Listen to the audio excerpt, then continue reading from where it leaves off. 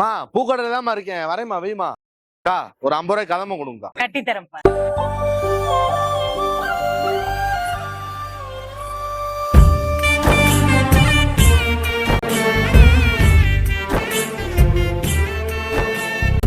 ஏ rose, என்ன தெரியுதா? ரோஸா? நீ யார் முத? என் பேர் ரோஸ் இல்லையே. சரி இந்தாங்க பூ.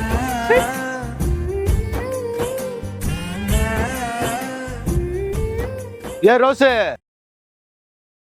நான் தான் அன்னைக்கே சொன்னேன்ல நீ பூ வச்சு அழகா இருப்பேன்னு. பாரு எவ்வளவு அழகா இருக்குன்னு.